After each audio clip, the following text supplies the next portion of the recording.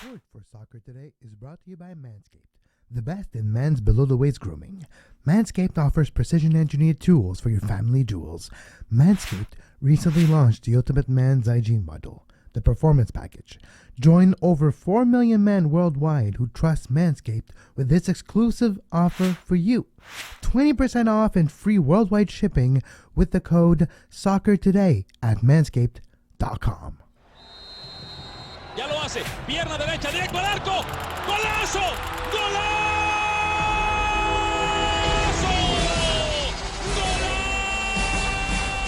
The world of football with a soccer perspective.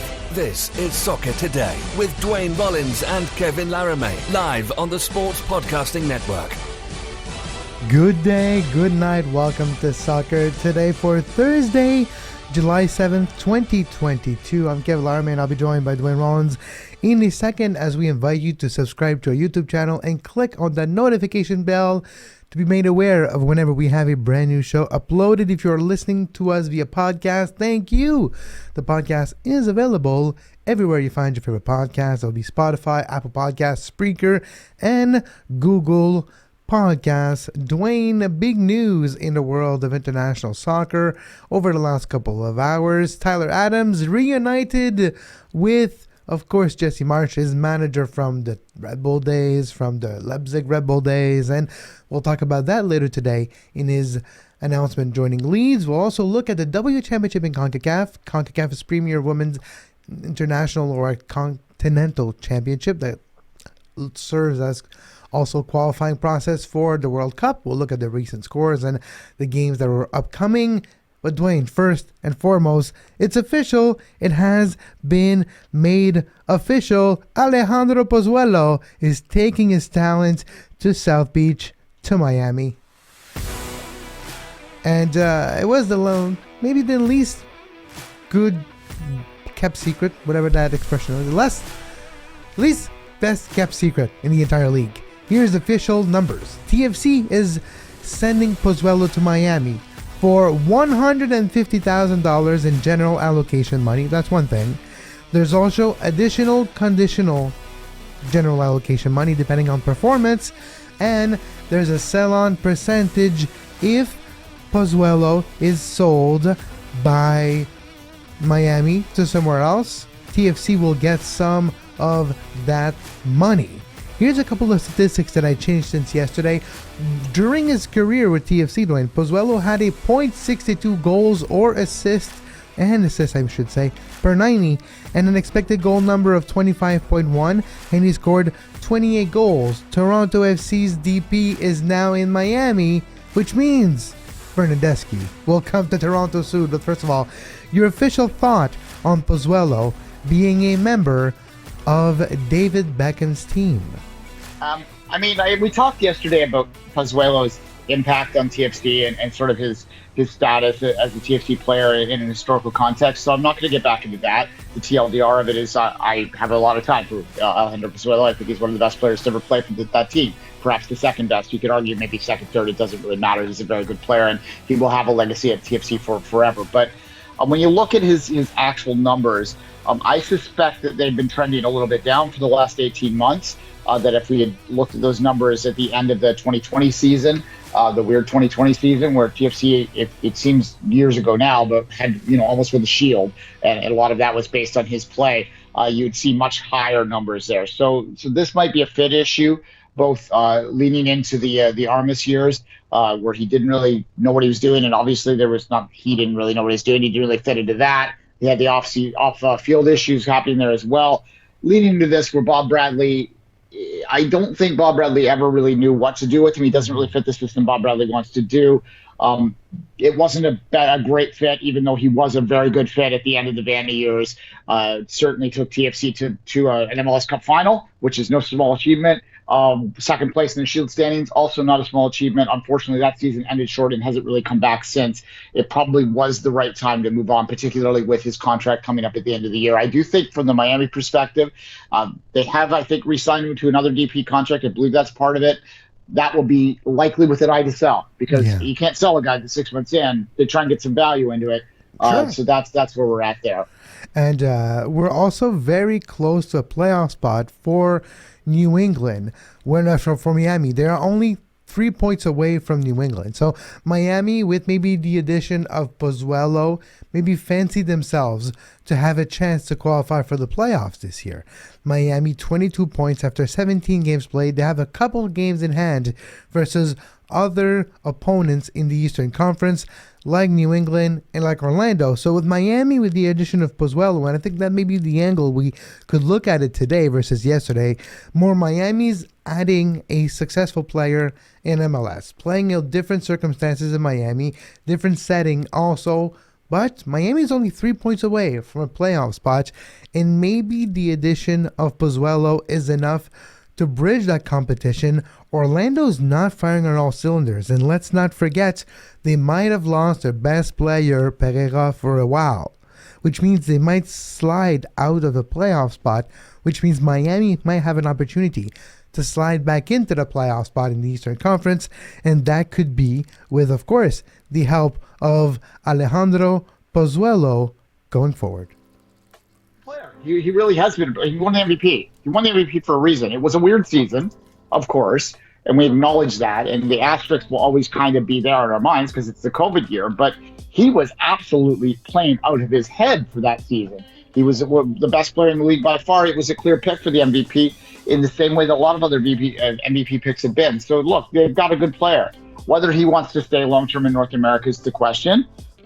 I think it was clear that he didn't want to stay long-term and that in a Toronto system he didn't fit anymore. But at the same time, one of the reasons I have so much time for Pozuelo is because he does have a deep passion. He's a guy that feels. I mean, that's why he was hurting so much last year, because he was dealing with a personal issue that was really affecting his emotional status. But at the end of this time with Toronto, you could see the emotion in his play, the emotion in his face, the emotion when he scored of how much it mattered to him to have those final few moments at a place that did really, compensate him in a lot of ways and had some up and downs with him. And, they got to the precipice of the title with TFC. I mean, technically, I guess the Eastern Conference is a title, but whatever.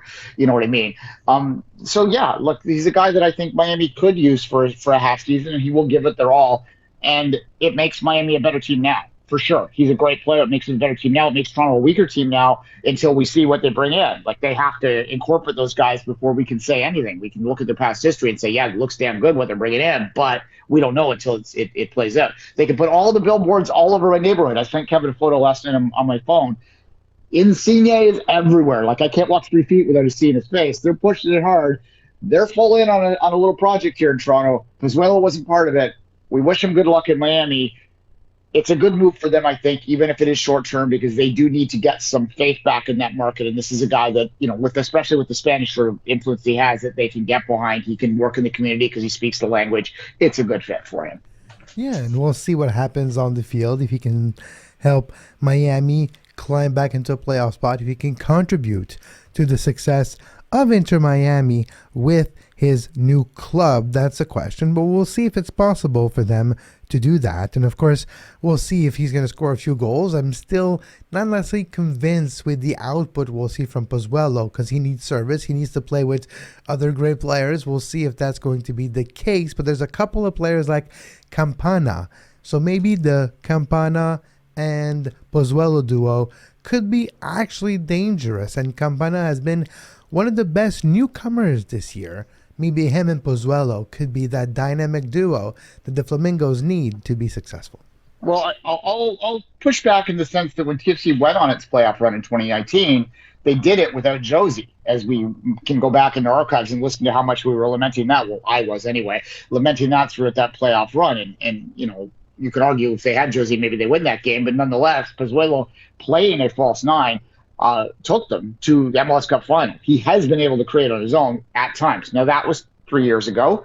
That was at his early time in MLS. A lot has happened from them. 3 years is a long time in any soccer body. And particularly when you're playing in Major League Soccer, things change awful quick. And we'll see. It's a good gamble. I mean, I've been in the past, I've seen short-term DP deals before where you bring a guy in for 6 months, either through a trade or sometimes through a half-season signing. It's a roll of the dice. When you're looking to make something happen, you can get out of it at the end of it. So it's not the worst risk that you could take as an MLS team. This was a smarter move by Miami than nearly anything they've done prior to this year, which isn't saying much.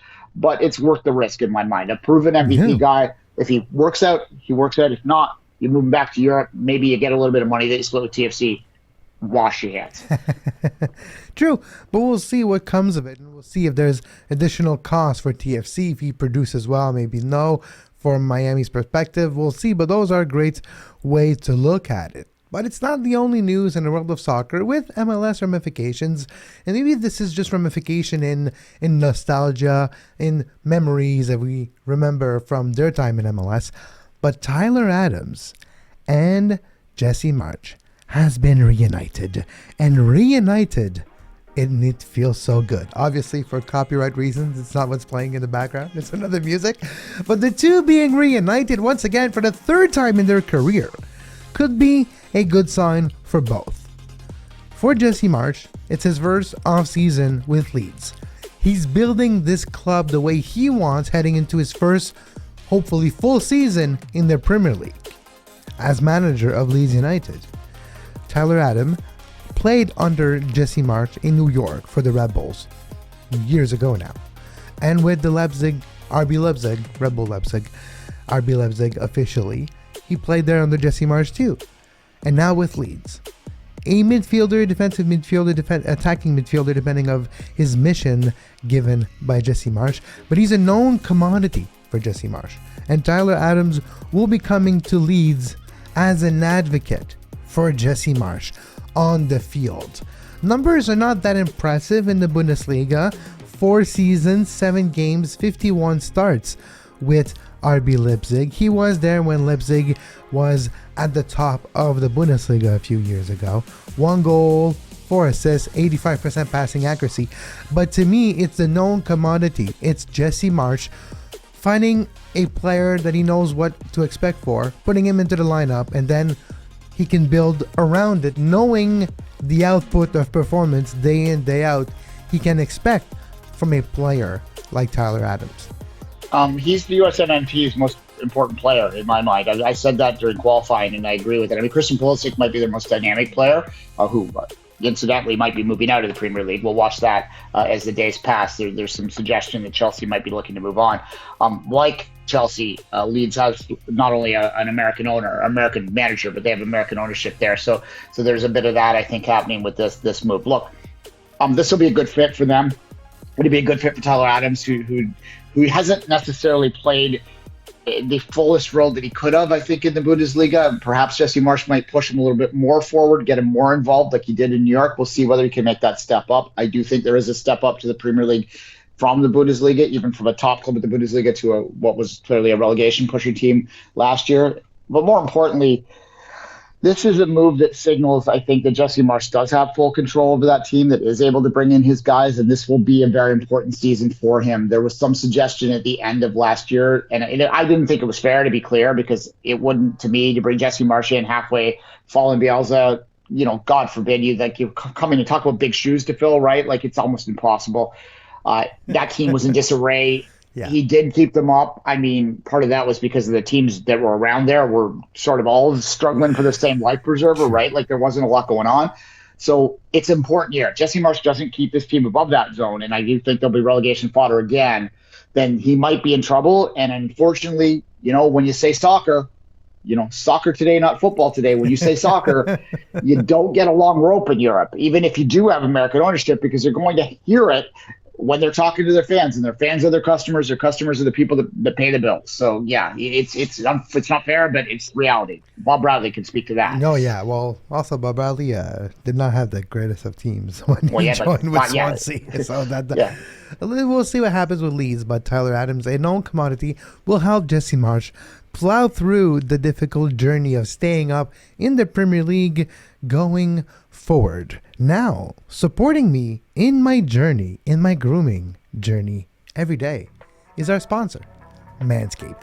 Of course, with the Performance Package 4.0 that is available at manscaped.com, it comes with a great travel bag made of leather, the Shed Travel Bag, that is useful in your suitcase. Or you can put it in your carry-on wherever when you're traveling. And if you're traveling in Canada, good luck recently. But the Manscaped comes with, of course, anti-chafing boxers. I say of course because I've been talking about it for a month. But these boxers are great for playing soccer, for being active, for going to the gym. They are anti-chafing, so it helps a lot with the comfort level.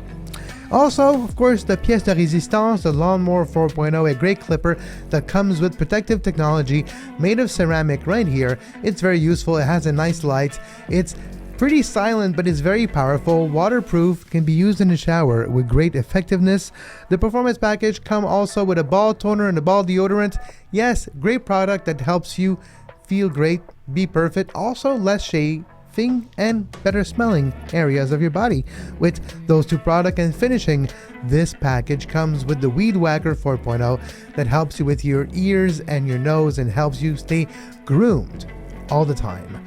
You can find all these products and more at manscaped.com, and you get 20% off and worldwide free shipping when you enter the code SOCCER today. That's 20% off and free shipping worldwide with the code SOCCER today. Unlock your confidence and always have the right tool for the job with Manscaped. We'll be right back after this short break. You are listening to Soccer Today. Follow us on Twitter at SoccerTodaySPN and like our Facebook page, facebook.com/Sports Podcasting Network.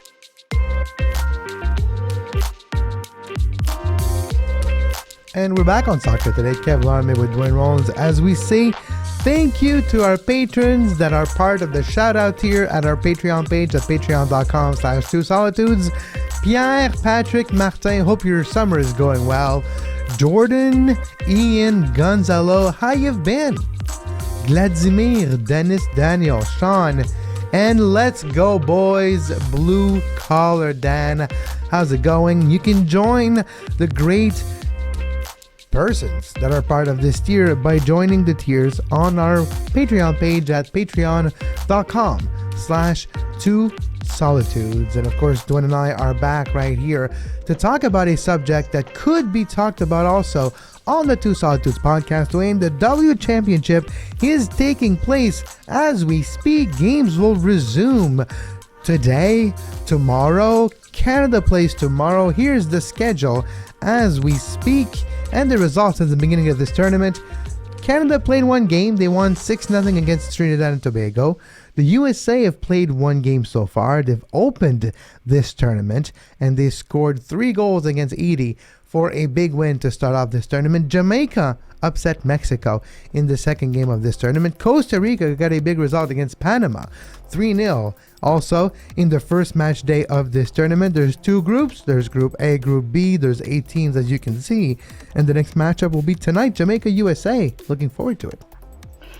Yeah, and look, the Mexico result is disappointing. You think with the success of their female league, the women's league in Mexico, that you would have expected more. We have been talking about that for a while. They haven't been able to necessarily show up and perform in the continental tournaments.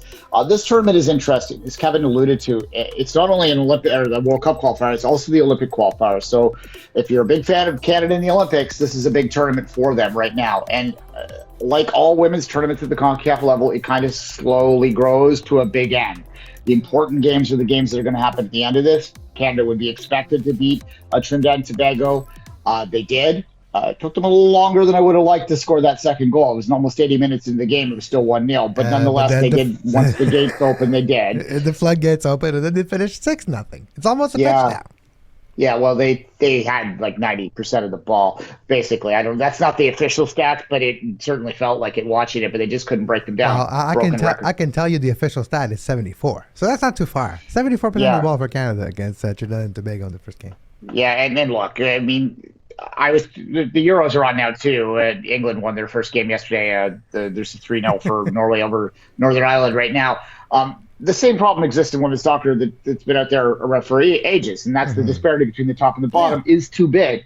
Now, people get defensive when I say that because they'll say, well, women's soccer, you're disvaluing them by saying that. You're not. It's a reality that you have to face, and it's unfortunate because it sort of makes it harder for bigger clubs to prepare and to get better. And we're dealing with it, but it's not fast enough for my liking. However, that's an example of in this tournament. It's getting a little bit better. I think the Haiti 3-0 result, the Haitian program's been doing some interesting things at the youth level, so that's not a bad result for them as much as 3-0 seems like a bit of a blowout against the Americans. That is, they are still clearly the favorite in this region, despite Canada winning the gold medal. Tonight against Mexico, that could be an interesting one. Haiti could actually do well tonight against Mexico. Here, by the way, if you're wondering who scored in the game against Trinidad and Tobago for Canada in the first match day, Christine Sinclair scored, of course, for Canada. Our 100th and 90th goal, I believe, off the top of my head, is 190. Beautiful headed goal, too. She's well placed. It's smart play. She ran into space, directed it right to the top corner. It's a beautiful goal. So goal 190, if I'm not mistaken, but this is off the top of my head, so I might be off by a couple. Julia Grosso scored twice. Jessie Fleming scored number 84. Jessie Fleming from Chelsea. Have a lot of time in my life for Chelsea. Janine Becky, 86th minute, and scored, and Jordan Heidema scored at the 90th plus 1. 37 shots, 13 on target. Okay, that's all I'm going to break down statistically speaking, but I thought it was a good number. 37 shots, 13 on target. That's like a third. That's a pretty good percentage there. Yeah, TLDR for American listeners and Canadian listeners, make the final, you're going to the World Cup. Don't make the final, but make the semifinals. You're going to have a second chance to go to the World Cup. Win the final, you go to the Olympics. Lose the final, you get a second chance to go to the Olympics. So all is not lost as so long as you make the final. That's got to be the goal. We'll continue to follow this tournament a little more closely as the games get towards the end of it, when we can have stuff to really put our teeth into. Yeah, and of course, if you're wondering what are the standings, there's two groups. There's Group A and Group B. I don't know if we're going to be able to see. No, we're not going to be able to see now, but we have Group A, which is USA, Jamaica, Mexico, Haiti. USA and Jamaica both have 3 points after one game. Mexico, Haiti have none. Group B is Canada, Costa Rica, Panama, and Trinidad and Tobago. Canada and Costa Rica both have a victory here. Panama and Trinidad and Tobago both have a defeat. Canada has the best differential so far with a +6, which might be very important when it comes down to differential and winning your group at the end of this tournament, which could be important, but Canada is top of their group heading forward, and we can look at what's upcoming for all the clubs into this tournament, as we have tonight 18 Mexico, tomorrow Trinidad and Tobago and Costa Rica. That's a fascinating one. Costa Rica is a bit better in their upcoming program, and this tournament is interesting for these teams like Costa Rica, like Panama, that are upcoming program that have been maybe forgotten for too long and now having a bit more money because of this tournament involved in this program. Panama, Canada on Friday, Canada, Costa Rica on Monday, Panama and Trinidad and Tobago on Monday also, and the last two games of the group stage is Jamaica, Haiti, and maybe the most intriguing one of them all is USA, Mexico. Mexico might be eliminated depending on the result of tonight's game against Haiti when they play against the USA, and USA loves to play against Mexico regardless of the national team. It's a rivalry game. No, 100%. And look, as I said, the World Cup has been expanded, so there is a chance for teams like Costa Rica, which have played. They were in 2015 famously when Canada had the automatic bid.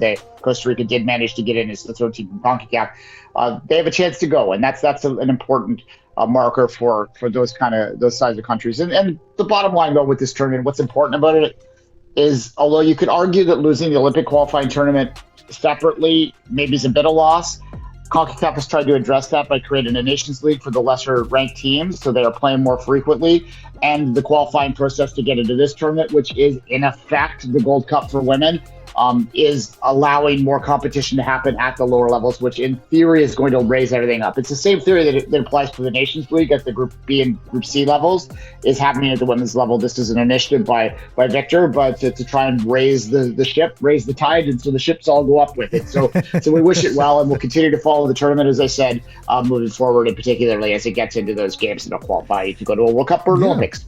And we don't have any graphics for the upcoming topic. It's something that I wanted to dedicate, and I want to dedicate more time to, but we can just talk a little bit about it because it is a topic this week in the world of football. The Scott Vermillion story. Of course, 2 years ago, Scott Vermillion passed away, and I'm going to sneeze, so Duane, I'm going to let you take over for a second. I don't have Okay, fair enough. I'm talking now. Yeah, no, that's a sad story, obviously, that might have some positive effect down the line when it comes to how we deal with concussions within the sport of soccer moving forward, which has always been a controversial thing because people they hold on to their beliefs. I mean, we're in Canada. Here's your bingo card hockey reference. We're in Canada where people resist changes to that game, religiously almost because they're afraid it's going to dull down the thing. And we hear this with heading in soccer all the time.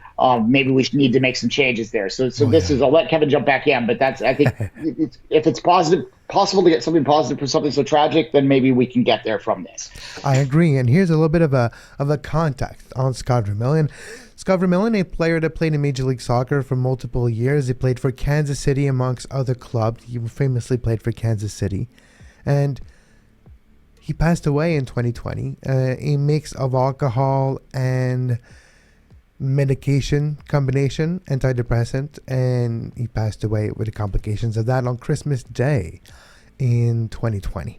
And then it was discovered, and it was announced earlier this week, that he had CTE. And then his family has been public since that announcement earlier this week, talking about now in hindsight, they could see and they have now realized that he did have all the symptoms of CTE. CTE is chronic traumatic encephalopathy, which is not necessarily just caused by concussion. It could be caused by what is known as subconcussive blows, subconcussive incident, and that is way more frequent than concussions themselves. And there's a couple of amazing research that have been done by Purdue and other great universities in the United States and worldwide that talk about subconcussive blows in the world of soccer and in other world. And of course, in soccer, it's one of the rare sports where we use the head as a part of our playing body, where you use the head literally to head the ball, the playing object, into the net, into your teammates. And the velocity of those balls that are made of Kevlar, that are made of very high and difficult and tough substances, comes in at 80, 90 kilometers an hour with wind and water on it, adding to the weight and to the blows to the head, and repetitively. It's a common known fact now that you shouldn't really hit the ball if you're under the age of 15. And that's where the biggest part of the trauma comes, is as a youngster playing. And it does put into perspective, and maybe we should be conscious of it, and how much heading should be still part of the game going forward. But that's almost one of the greatest way to eliminate most of the subconcussive blow. If you take heading out of soccer, most subconcussive blows would also be removed of the game. Look, in this very show, I celebrated a headed goal just moments ago. So I appreciate the aesthetic value of a nicely headed goal, and I would like to find a solution that would allow headed plays to still continue within the competition, the games, but maybe reduce it greatly in the practice side of things and the training side of things. We're seeing this in the NFL. We have far more conversations about this, or football, throw the ball through the air football. It's because of the line play, right? The constant hitting heads is something that they talk about, and they have addressed that in some cases by reducing the amount of full contact drills that you do in practice. You don't necessarily need it to get the technique right. You don't need to be banging your head against the wall. So this is the things we have to do. This is the ways that we have to adjust our thinking. We also have to adjust our thinking in terms of how we deal with head injuries. And we have been, to our credit, to the world's credit, for over the last decade, I've seen remarkable changes in how people talk about head injuries compared to when I was a kid. And I'm sure, Kevin, even when you were a kid, our difference in age probably doesn't matter here. It was still got your bell rung, right? Like it was still shake it off. Well, I played football, and I remember clearly where you kind of were made fun of if you were on the sideline too long. Because I had an injury. Look at you. You're weak. You had a concussion. Look at you. You're so weak. But even worse is a subconcussive, when you're just like, oh, my head hurts. Yeah, that's normal. It's a what did they say? It's the career coming in. In French, you say, a French expression of the day, Duane. It's le métier qui rentre. It's knowledge comes in tough, I guess. There you go. Yeah, look, I played hockey. I played competitive hockey, and like I'm not big. I mean, I was 135 pounds in high school, so that's what I was playing against, guys that are like 200, right? I got thrown around a lot, knocked around a lot, and if you got knocked out in a game, they told you to smell something strong and get back out there. Like that stuff doesn't happen anymore, and thank God. We still have ways to go, though. You see it at the pro level all the time, where some clearly head-to-head contact will happen, and the guys are clearly out of it, but they go back out. To me, there needs to be some kind of independent ability for people to pull players off and allow substitutions that don't count against the substitution level. Now, some of that's going to be taken away by the. That's the case, though. Now, that's the case. You do have concussions that are substitutions that are not part of your regular substitutions, but they're not used to their full extent most of the time. They're there by rules, but I can tell you, I haven't used that rule once. And not everybody around the league, and even MLS, or people working the games and being the sideline, or being the person who receives the ticket from the coach saying what type of changes, because the color of the paper means something when you bring the paper to the red hat or to the marker mid-table, and not everybody's aware of that rule this year. Yeah, I mean, look, also I get, and maybe I'll summarize it like this. You get resistance towards that still. Like, I remember having this conversation about 3-4 years ago on Twitter mostly, and people would automatically, or knee-jerk reaction will go, "Oh, someone's going to abuse it. We can't do that because someone's going to get an extra substitution of it." People get worried about the scoreboard aspect of it rather than the health aspect, and that's where our thinking has to change. If someone has hit their head, it's not really about getting an extra sub. You're not going to fake that. Really. And if you do fake it, if one person fakes it out of 1,000 and we have 999 incidences where someone is being taken off for medical reasons, then I'm willing to live with that one person that manipulated the rule. You know what? That's okay. Cheating happens in the world. Cheating happens in all sports in some capacity. I'm willing to oversee that so that we can get more people help. And we just have to change our thinking and not be so focused in those moments about what matters for what's on that scoreboard. Yeah, but no, that's true. But I think and we'll talk about it more on a day where we have a bit more time to look into the numbers and subconcussive blows, CTE, explain a bit more what CTE is, and maybe even have a bit more information on the subject. But it is the first MLS player documented to be diagnosed, even if it's post-death of CTE.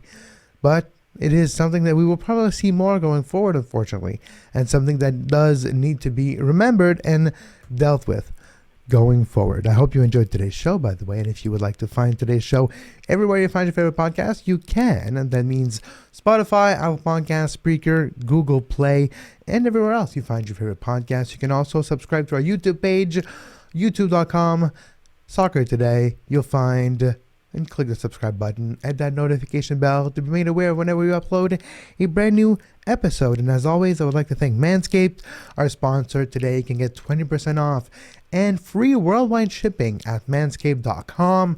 That is 20% off and free worldwide shipping at manscaped.com. Unlock your confidence and always have the right tool for the job at Manscaped. We'll be back with a brand new show tomorrow, previewing the weekend in Major League Soccer, in the Canadian Premier League, and more. But as always, until then, for Duane Rollins, I'm Kev Laramie. We wish you a great soccer. You can find the podcast version of all the shows we do on iTunes, Apple Podcast, Google Play Store, TuneIn Radio, iHeartRadio, and anywhere you get your podcasts.